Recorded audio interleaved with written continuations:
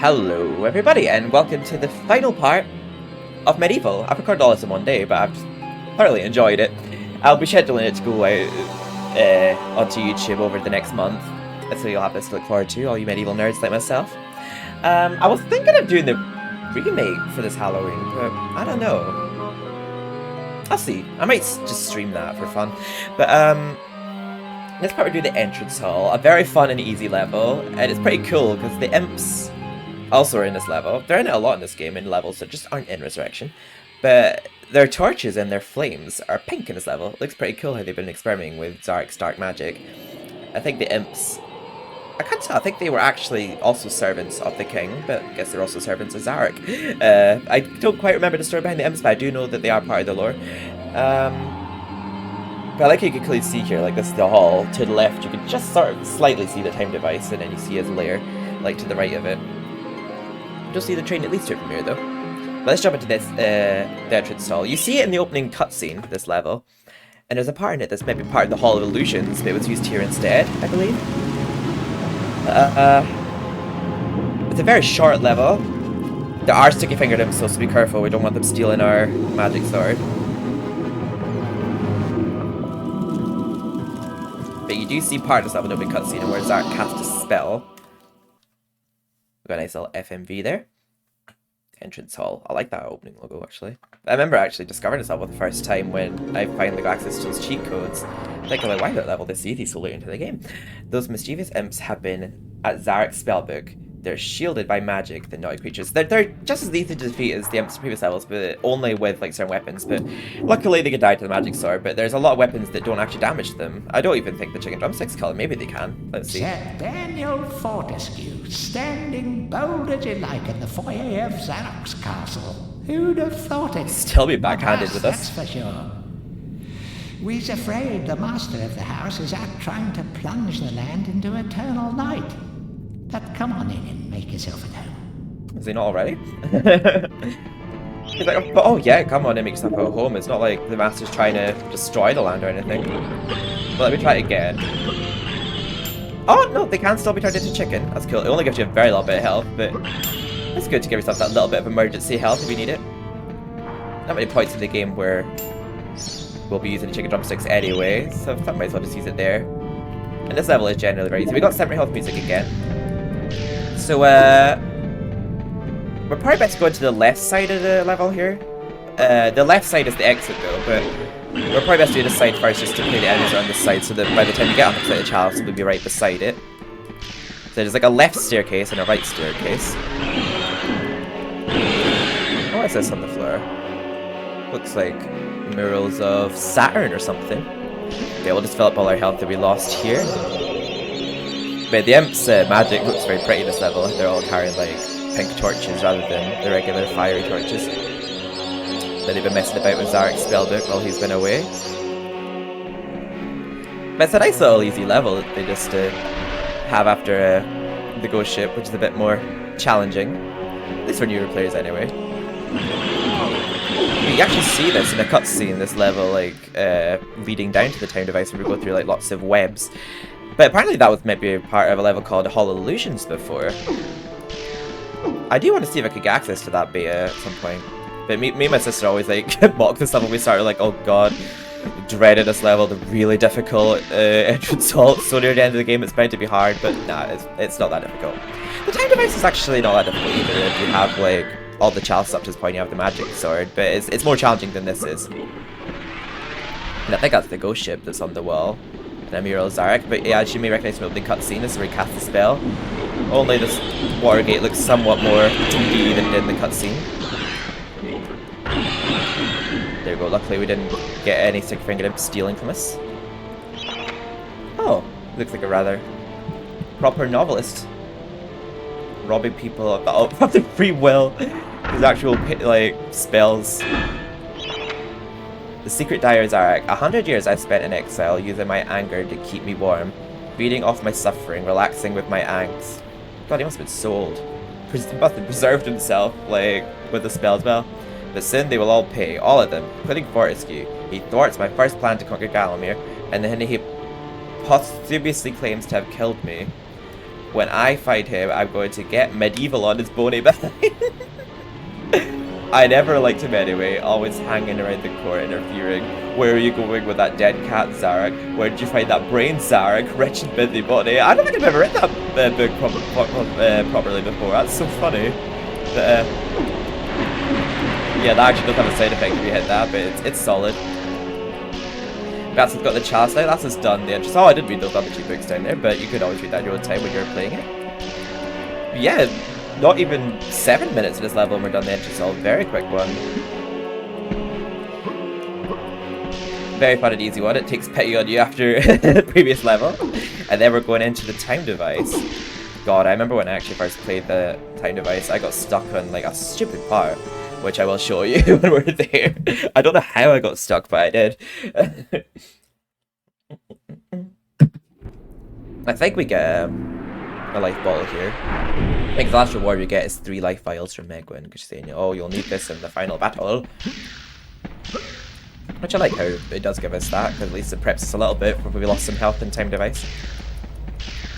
And then we get our last bottle in the time device. Hey, Danny man, how's that Hey, sword Danny burning man. up? I told you it was magic, right? I've got something here I can give you, but I've no idea what it is. Do you fancy your chances, like? Life. You have the chances? Yeah, it's a life bottle. Even if you don't know what that is, I'm very thankful. Thank you. Thank you, thank you, thank you. Now onto the time device. I love this level's music. I know my sister loves this level's music too. It's an absolute banger. The time device. A remade version of the soundtrack was Sleeping Village in Resurrection, but they used that version in the PS4 remake. But I don't know, something about the original time device I think sounds more fitting to the level, just because you can sort of like hear what sounds like clocks ticking in the soundtrack, and something about it feels like a very penultimate level. I don't know what it is to say about it, but it feels like it gets you pumped for that final fight with Zarok. It's quite an upbeat soundtrack though, I really like it, it's a bop. But something about it does sound like it would go to a level that's about clocks and time, if that makes sense. I know what I'm trying to say, but... We got another FMV here.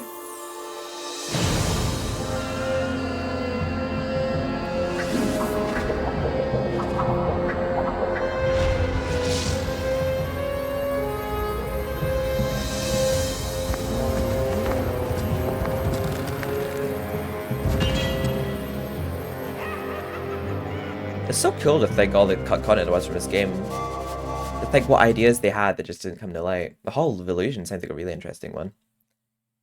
But yeah, it's a time device, a really fun level. And the puzzle solution to this level is different each time, which I think is really cool. Like the time and the clocks that you have to set on the master time clock is different every time you play the levels, so it's not just a case of like you memorize it every time and it's like easy, but nah, you actually have to like check every time because it's different each time you play it. Oh yeah, I was wondering if like those eyeballs give you chance percentage. Yeah, they do. I couldn't remember if they did or not. Yeah, it's probably the only point in the game where I will use the lightning. You can defeat them with the sword if you like jump and swing, but the lightning means you have to get close to them. And you have the boiler guards, sleeping villager back here. They're in the ghost ship in Resurrection. We'll come back here later when we destroy that dome. So I'm not even going to look at that clock right now, because knowing me, I will forget. Right, let's just talk to this gargoyle. Using a dark magic Called science. Zarok has constructed a device based around the mechanical measurement of time. The innards of this chronograph are fiendishly complicated.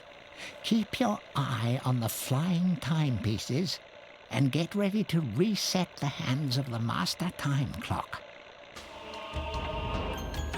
Yeah, so also, it's pretty cool because these brains in the level sort of serve as like trampolines, and for some reason I can't. Oh, there we go. Because for some reason I couldn't move there. That's weird. Also, I like these little floating clocks. They don't really serve any purpose, but these floating clocks in the level look like a really nice touch. It's a really nice level. I'm glad that they obviously remade the main game like in 2018. I can't believe it's been 5 years that's been out now. I wonder if it's gonna get a PS5 upgrade. I can't believe they left this out in Resurrection. What the hell? I like how the time is going upward in this hourglass. Never seen it before, but I was stuck on this part when I was younger. I was stuck at the very start of this level because for some reason I never saw this path to my left. I don't know why. I was stuck in this part for ages when I first played the level. I just could not discover this path to my right here, but to my left here, but it's so clearly there. Like, I don't know how I never saw it when I was younger. Like, are you stupid, Pat Steven? Seriously? And this could knock you off the ledge if you're not careful, so yeah, just run through that when the time is right. Oh, my bad. I got impatient with that. We got our last time rune of the game here. Silver shield. Oh, there we go. He didn't even hit us that one. So that's the main memories I have of this one. I remember just when me and Andy being my sister, really, when we first discovered this level, just we just thought it was a really beautiful and well-designed level, and we loved the music to it as well. Oh, I like these little structures around here. It's almost kind of like a city here. We got the time rune to get rid of its eyeball. I'm certain we see that eyeball in the window at the mausoleum as well, and in the shadow. So 25 past 2. But that solution will be different every time. Every time you play this level, it's pretty cool it's not the same every time, because you'll be surprised each time. I think it's the only puzzle in the game where it is different each time.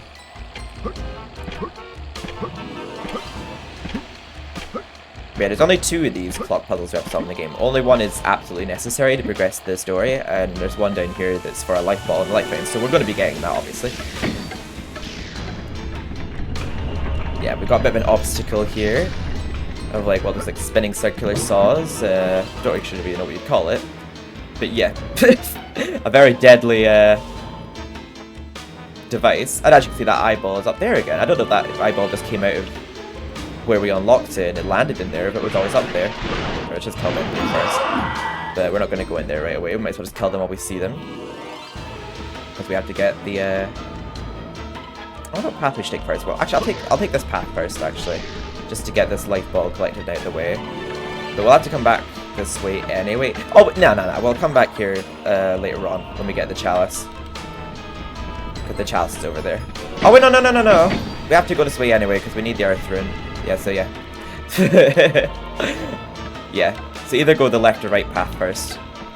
Take your pick, because we matter. You have to end up going down both anyway. Yeah, we actually don't need the lightning for those. Yeah, they are within sword range. Oh, that one's a bit higher up. I had to jump for that one. Yup. The sound rate when they die is brutal. I'll get the puzzle out of the way. Yeah, if you're stood in the way of those red beams when turning that round, that will actually damage you. There we go, we've unlocked the chalice for later. They don't relight up. But solving that puzzle has deactivated all of these red barriers, which means we can collect that life bottle that was encased in a dome earlier. I like that little wee platform there, even though it just leads to some money. It's a cute little platform. Oh, there, sorry, I'm only human.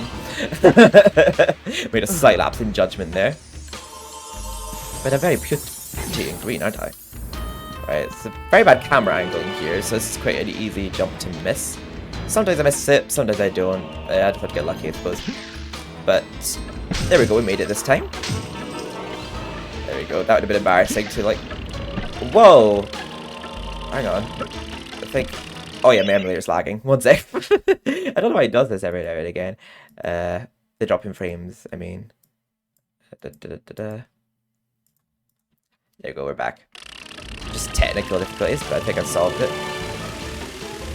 Yeah, I was gonna say I've been embarrassing to miss that jump straight after the accidental miss that like I wasn't even expecting to miss. I just ran a bit too far ahead than I anticipated. There we go. Easy life ball to miss, but I played this enough to remember now. So 25 to 12. I think that I'm time with that. So we just have to move this one over by 2. There we go. Then we'll get ourselves the final life bottle of the game. And a life fountain to heal up my little boo-boo that I actually gave myself there. I love how he just dies at like the first charge, but like now that he's back from the dead, he's stronger than he was when he was alive, because he's literally got 9 lives, he's got 9 life balls, he's literally a cat. There we go, we're completely full up. And that life fountain's depleted, but literally just as we filled up, so that was perfectly convenient. I think it was 25 past 2 that this had to be set at before, if I remember rightly. I think its level looks great in the remake, and I like the soundtrack, like the one that goes to Sleeping Village and Resurrection. It does fit level. I just feel like it fit better in this one because I feel like you could just sort of like, it's kind of a meme, but you could just hear like a lot more ticking in the soundtrack. It sounds like it was actually designed for this level, but I don't know. I just think this version fits the level better because you can hear what it sounds like ticking in it. I can't see what it is I mean. I just feel this version of it sort of fits the theme of the level a bit better. You guys may disagree with me. I don't think it necessarily doesn't fit the level in the remake. I just think this one sort of fits the level a bit better. There you go. Alright, we see those things that are spinning around there, those little clocks, and the level logo. Sometimes they interfere with my camera here, and I can't time this, right? But we did it. Got a few eyeballs there, got the Chaos Rune. And now we're about to see Zarok's train for the first time. We see it a couple of times in MediEvil 2. We see it in Kensington and Dankenstein, Zarok's train. This is where it first appears, and the only time it appears in MediEvil 1. So let's put the Earth Rune in this door. We just use the Chaos Rune to get into this place in the first place. And we need to get the Min Rune to access that track, because we have to pull 2 levers to open the exit. But we're not going to go through the exit quite yet. Stupid me, we actually have to get on the train. I think boiler guards will appear here after our first little trip here. And also, something cool here, if you keep tapping X, it hits the horn on the train. I don't know if anyone knows that, but it's pretty cool if you spam X, it hits the horn on the train. I was like the back of the train from a certain angle looks a bit like a face with a long nose. With spiky hair. Right, off with your entire first half of your body, off with your head, but like off with your arms as well, apparently. I think if you daring dash instead of jumping, it actually does still give you a boost to where you don't actually have to bounce at it. Just go on it and daring dash. Let me see if that's... I'm pretty sure if you daring dash in it, it gives you that boost you need. But... oh wait, why didn't I daring dash it? Yeah, you don't even need to bounce in it, you can just daring dash. I'm not going to top up my shield here, I'll top up my shield at Zaroks Lair itself. Just spamming the horn.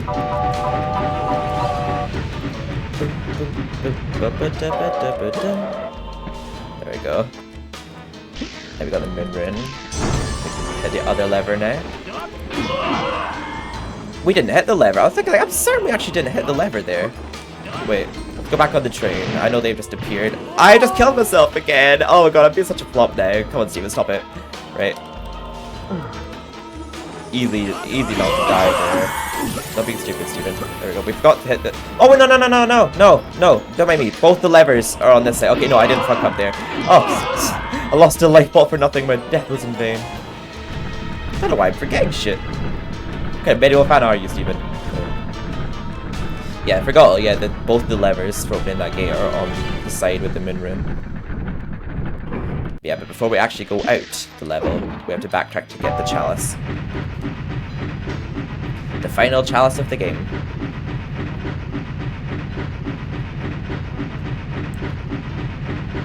So I started this about 2 in the afternoon, it's nearly 7 in the evening now.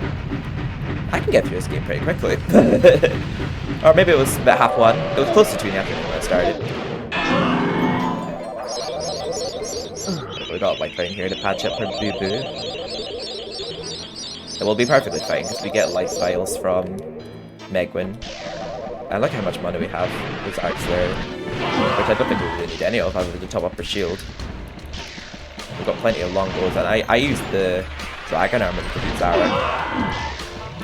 So yeah, this game's very generous with the money it gives. I feel like the excess money is more for just if you happen to get your weapon stolen by a sticky-fingered imp, because they require a lot of gold to buy back if they steal your weapon. So I think if you never get your weapon stolen by an imp, you just have so much money left over at the end of the game. I guess just taking into account that your weapon gets stolen. Luckily that's something we don't really ever see that happen. There we are. I remember But I used to do a lot of drawings of MediEvil when I was younger, like drawing enemies and drawing Dan. I remember I actually drew the map of this level when I was younger.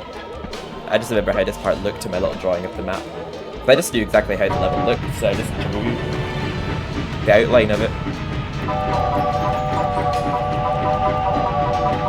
The fire's coming out of these buildings. None of those parts kind of ready to be cleared by consent. More so the demon. That's what I meant to say, not cleared by consent. Like where you see like the rubble of the building. Oh, thank goodness I didn't count it's going back on it, because I didn't mean to go back on it. There we go. We'll turn it so that it's facing the exit right now, but we're not going to go through it quite yet. So we have to get the chalice first. I know it's not a real trumpet, because it's all like done like a pure, but I like the little trumpet sound of this soundtrack. Part. Right, so we re-unlocked the chalice before, so we just have to go back and grab it. There we go. The shield took that damage for us there, so I was impatient. I like the logic in that you just jump up that tube, but it just teleports you down that one. Where the Hall of Heroes awaits for the final time, which means that since we have all of the chalices, our statue will now be solid. And we'll get our final dialogue from the gargoyle saying, "You prove us all." Imagine if like we fell down there and that platform didn't come back down for us, so we were just stuck the rest of the level. Just as well the game does forgive us there. Yeah, metal. This metal keep houses the magical chariot that Zarok calls his train. The path it runs along leads eventually to Zaroks Lair. However, your route is blocked by gates controlled at various way stations. Travel to these on the train, open the gates and head for the lair. Don't worry, we're way ahead of you. I just remember to read it now. There we go, we got the chalice, and that's us done the time device. We're ready to fight Zarok himself. It did feel surreal to get to this level when I was younger, and this is where the only time they swear in the game. This child found the game. Yeah, Zarok says bugger in this level. And it's the first time we've seen him since Cemetery Hill. But it's a relatively easy final level. They definitely made it a lot more difficult in the remake. But in Resurrection, there's more phases to it. All wrong. Maybe it is destined to be a hero. Maybe it can defeat Zarok. The people of Gallowmere may never know of your past mistakes, and you will indeed be remembered as the people's hero. Your time in exile is over. Welcome to your new home, Sir Daniel Fortescue. Not referring to us as it anymore. And they call us Sir Daniel Fortescue. See, they finally accept us now that we've proven ourselves. God, it didn't have to take a lot of proving. I need to prove myself to you. I could be a flop if I want. I don't need your approval. But there we go. Our statue is now solid. Fabulous. I wonder why we don't have a chalice pedestal though. I do wonder. We do need a little bit of health from it, but we're doing surprisingly well for health. Where we just grab the good lightning next level to keep our army alive. Thank goodness Next picture where it comes you're from. Safe. I have a gift I can give to you, but sadly I can't say how useful you will find it. Very useful. At least one of them anyway. You have to collect all three for it to count as redeeming it though. Energy vial, energy vial, energy vial. But yeah, I kind of like how MediEvil Resurrection though, it kind of addresses what it is we use to keep our army alive. With the Anubis Stone, the whole story behind that. But then they sort of make it make a bit more sense in the remake, how you clearly see that he's using his chalice, like the power of the souls in his chalice, to keep his army alive. But in this, it's just called the Good Lightning. You just grab it out of a chest, like we don't know anything about it. It just happens to be something Zarok has in his lair and has it there conveniently for you to keep your army alive. So I'm kind of glad that in the remake they do make that make a bit more sense, because it's not entirely clear here, it's just randomly there in this version. But after we save here, the level sort of starts how the previous one ended. We went on the train, and we arrive at our destination in Zaroks Lair. We get some nice dialogues from Zarok here. I wonder if we were meant to get more cutscenes and encounters with Zarok before this point, but they were just cut. Because I like that bit Palethorn MediEvil 2 that he appears very frequently. Right, all I think I need to charge up here is my shield. That's about all. So we lose a lot of health here, keeping our army alive. Oh, sorry, one sec. We never thought you'd get this far. I didn't think I'd get this far Your today. final encounter with Zarok awaits beyond this point. He has surrounded himself with his unnatural bodyguards, but you may yet even the odds by calling upon the lost souls collected within your chalice. Place the chalice on the shield at the heart of the arena. Good luck. Good luck, said Daniel Fortescue. Thank you, darling. So, I feel like this was also meant to be the entrance to the Hall of Shadows, somewhere? This was actually not originally meant to be the entrance to Zaroks Lair, I don't think. Maybe it was, I'm not sure. There was a lot of cut content for this game. It's actually quite surprising. But yeah, we just want to top up our shield. So yes, before we talk to Zarok, let's just grab our good lightning. Oh damn, that's very dated sound effects, but I really think it just adds to the charm of the game. Like those retro gate sound effects. There we go, got the good lightning. We just randomly grab it in MediEvil 2 as well, it's just inside a cubicle in the sewers. Just a random good lightning. But I think it makes more sense, like, it being the chalice we're using. My old nemesis, so we meet again. I see that a century spent as worm food has done nothing to diminish your naive obsession with the freedom of Gallowmere.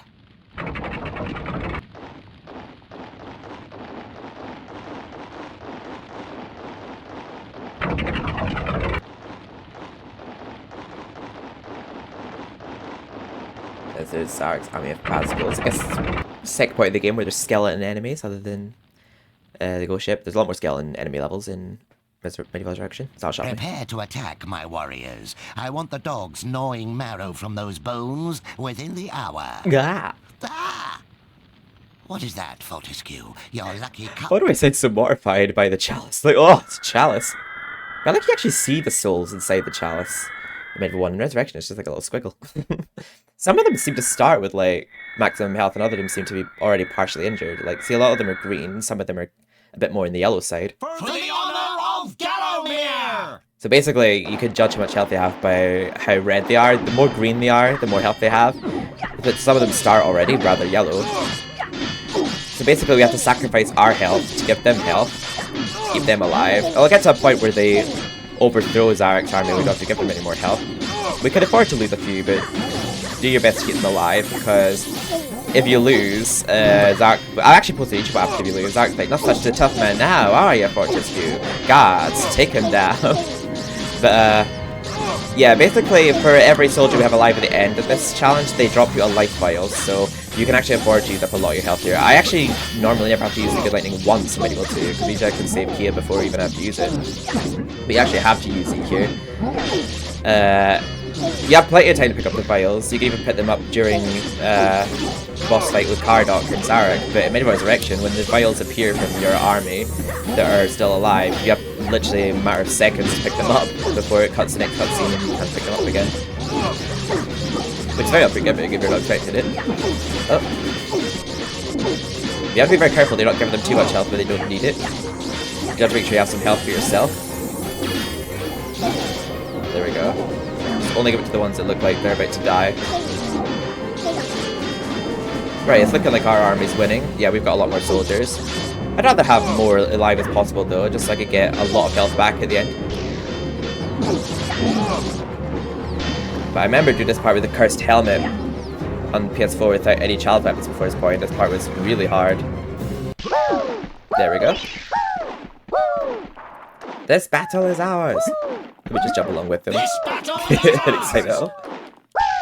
Oh, I didn't mean to skip them talking there. I was trying to daring dash. But he said, "We are free from the tyranny of Zarok." The Resurrection, they don't speak. They just jump about going, "Yay, yay, yay."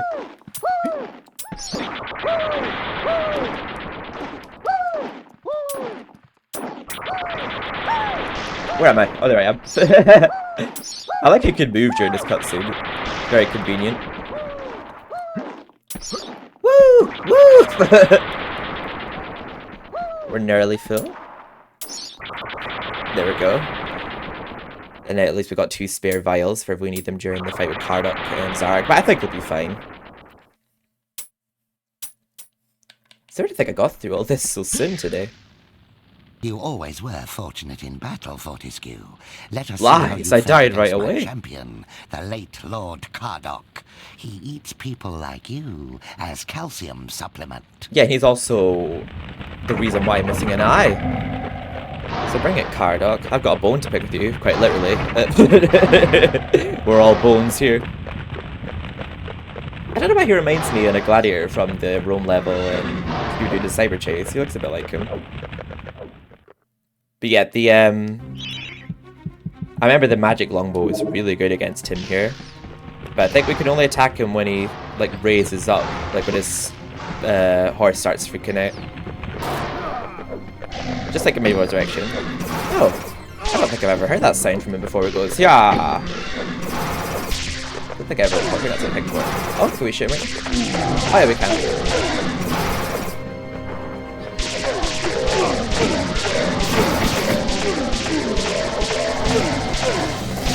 Yeah, we can't fight him right now. I think we could only fight him when we... Wait, can we hit him when we pick that? No, we can't. I know when he starts charging at you, going like, yeah, yeah, and like raising upwards, you can attack him like there. That's side effect of a light vial. Get to absorbing the damage with our shield, because we can afford to. We'll just grab this vial, and then we've got all the health in the world for fighting Zarok. We'll just defeat him with the dragon armor. Now let's use the silver shield now that we broke our gold shield. Bugger. Bugger. Right There we go. then, The only that's time to swear in the I've game. just about had enough of your meddling. I remember being shocked when I first saw that. Oh my god, they swear in this? Bugger. Where is that spell? So where do you think he's passed now? Yes. Rest in peace, Podo. No, not that spell. Oh, I wonder why he sounds excited about the other one. Here. Like, oh, I do love a good sheep. Oh. Oh, not right now. Oh. Aha! Now I have it. So this part is actually pretty funny here. But that's the side effect of Winston from MediEvil 2. I like that little purple glow that appeared there. It's magic. So basically, he is vulnerable when he doesn't have that blue glow around him. And his head is found in the museum in MediEvil 2. Just like that. None shall defeat the mighty Zarok. I like that part. So prepare to die, Fortescue. I think they make that part like more fitting in MediEvil the remake because yeah, there his face is just completely still with like no animation. But yeah, basically just using dragon armor on him whenever he's not lovely going to him and just look how much damage that deals to him. For some reason, I remember me and my sister like always imagined that like before we actually eventually did get to beat Zarok, that we thought with like how much we struggled to play this game when we were younger. We thought like, I'm sure that when we actually defeat Zarok, that his health bar is going to fill the entire screen. Like it'll go up, it'll be like all over the screen, like not just like at the bottom. It'll like extend to like the left and the right and up to the top. But I've heard this soundtrack and other things. Like I've heard this soundtrack in Buffy the Vampire Slayer before. So I think that the Zarok soundtrack samples other things. I don't know why I'm not hitting him, but luckily I've got a lot of health to sacrifice. But yeah, the dragon armor is actually usually really good here against him. Just have to wait for him to not have that blue glow around him. For some reason it's missing him right now. But he's actually a snake in Resurrection, but he's a lizard in the original. Let's basically just have to keep juking him until he loses that blue glow. Until he basically just stands upright like that and swipes us. He seems like he would have been a funny character to have in the game board, because he seems funny there at the end. He's like, bark, bark, bark, bark, bark. There we go. We can afford to be a bit reckless here, because we've got a lot of health. I'm just being impatient now, waiting for that to disappear. Oh.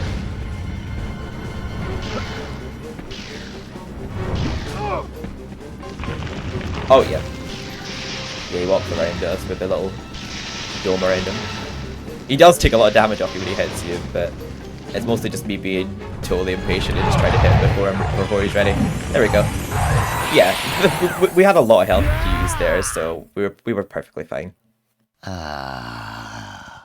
Curse you, Sir Knight. I am finally defeated. But if I am to Yet fail... if I am yes, to fail, then all shall perish. You are doomed, Fortescue. You will never leave this domain. You don't look very defeated. But he ends up just getting squished like a bug. Which is kind of a meme. MediEvil 2 says differently though. you throw a spear at him in Medieval 2 while wearing gloves, which you're not wearing, and he just falls to his death and dies in his lizard form. Like, he doesn't come out of his lizard form and get crushed in Medieval 2. So Medieval 2 tells that story a bit differently. It tells this part the same way, but it tells that part a bit differently. Because for a start, I defeated him with the dragon armor, I didn't defeat him with a spear. Oh, just all these lingering demons in this cutscene. But as always, the adventure comes to an end. I always get very emotional when Medieval comes to an end. I love the game so much. Medieval 2, I feel like Medieval 2 is honestly like, it was my first ever video game, so I have such a special place for Medieval 2 in my heart. And Medieval 1 definitely does too. There we go, we get rescued by that eagle again. He always shows up when we need him most. Good old eagle, Hubin is al-Salam. There we go, these souls have finally been put to rest. And the villagers are being unpossessed, and that wasn't intended to rhyme. Oh yeah, the souls have been returned to the villagers, yes.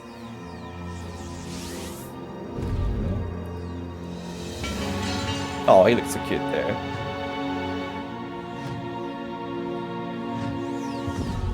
I like how Medieval Resurrection actually shows the families like reuniting when they get their souls back. And the same Medieval 2 starts. Yeah, I actually don't feel too emotional at the end of Medieval 1, because at least I know that at the end of this adventure comes a new one. Medieval 2's atmosphere is pretty different, so yeah, there is that to expect. But we get the bonus ending right now for getting all the chalices. We don't get this one if we don't get all the chalices.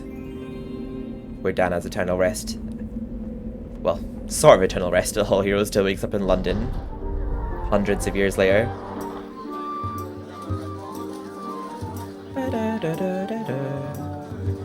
That's Stan your own hero playing the flute there, I see. It's great when us old warhorses get together, isn't it? My bomb YTP viewers will know what I mean by that. Yeah, shush. Where a bony man is showing up. I love you guys are all perfectly intact, but I'm a skeleton, even in heaven.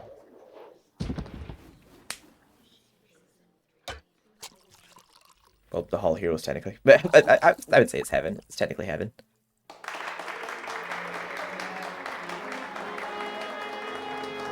Oh, I love how it just spills down and we don't have a jaw, bless him. But that's been Medieval. My official re-walkthrough. I will definitely be playing it again, even if it's just for the fun of it. I'll do like live streams and be playing it. I was planning on doing it on Halloween, maybe a couple days before, just live streaming me casually playing it. That'll be on Twitch, maybe on YouTube as well. But this is my official walkthrough for YouTube. But so glad to redo it. If you enjoyed what you've seen here, please give the video a like, and please consider subscribing and clicking the notification bell. I appreciate that a lot. Or dislike, if you hate my annoying voice, and yep, if you didn't like the video, please give it a dislike. It helps the algorithm either way. Check out my Discord if you want to see what's going on with me more often. I'm very, that's where I'm the most informative about what's going on with me project-wise. And it notifies there when I go live on Twitch. And also my Twitter. I have another YouTube channel, if you ever want to check that out. I post that whenever I can be bothered. Yeah, I love this so much. I'm just going to let these credits roll for you now. But I hope you all have a lovely evening. Take care, everyone.